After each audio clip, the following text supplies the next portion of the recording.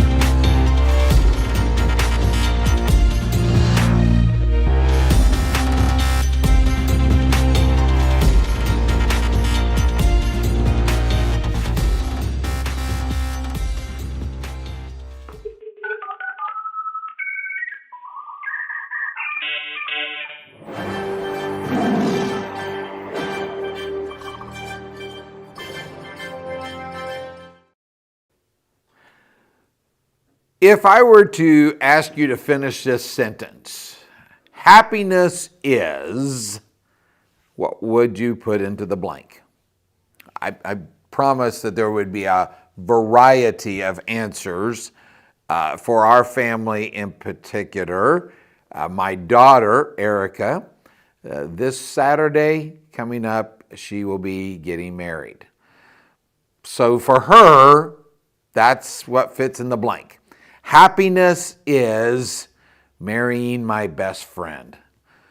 But there would be maybe someone else who might even attend that wedding who would say, happiness is staying single. Okay?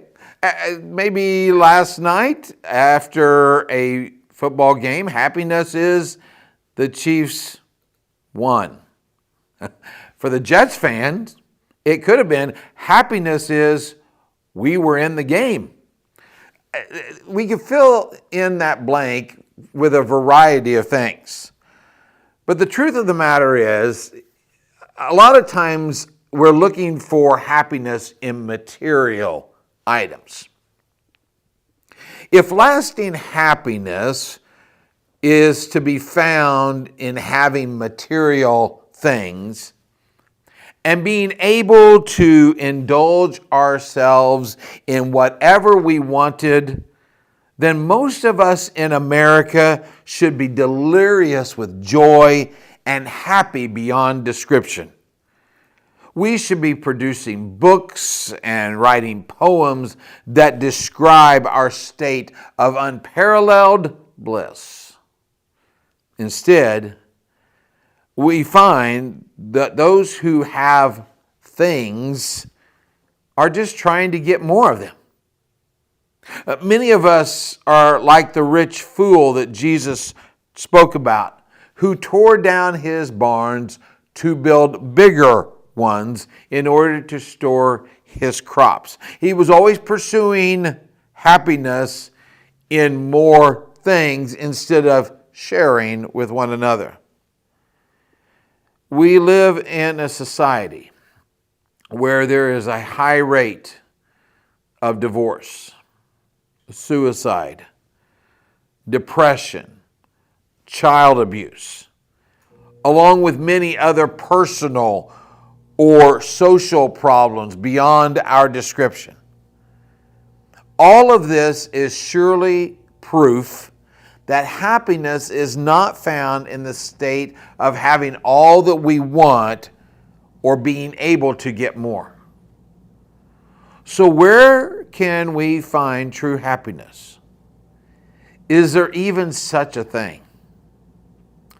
Jesus one day spoke on a mountainside to his disciples and a large crowd. And on that mountain, he spoke about happiness. We read about it in Matthew chapter 5 this way, blessed are those. The word blessed in that passage is a Greek word, makarios, and it is the closest word to our English word, happy. So in a sense, what Jesus was saying to that crowd that day and what he is saying to you and I is, happy are those, and we're going to fill in the blank. Because his list looks like this. Blessed are the poor in spirit, for theirs is the kingdom of heaven. We realize that we have nothing without God. Blessed are those who mourn, for they will be comforted. That's an incredible truth and promise when we've lost a loved one.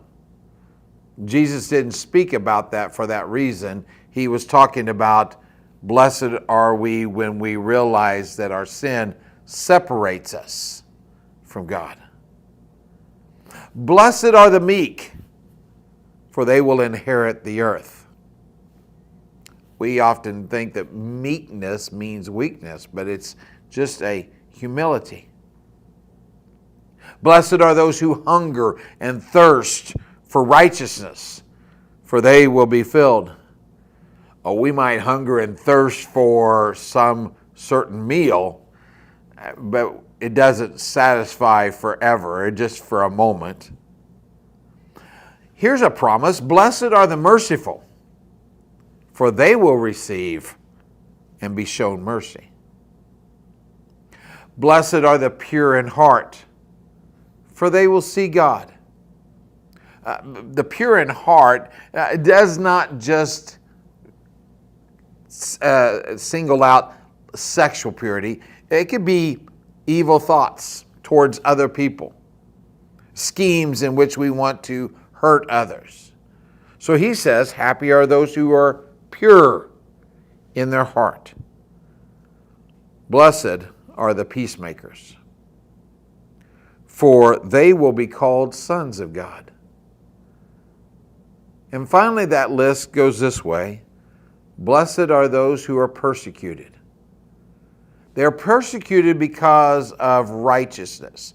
Righteousness is not perfection. It is just living right. And what Jesus says is this: blessed are those who are persecuted because of righteousness, because of living right, for theirs is the kingdom of heaven. You could take every one of those and insert the word happy. And that's what Jesus' list of happiness looks like. Happy are the meek. Happy are the merciful. Happy are those who mourn. Happy are the peacemakers.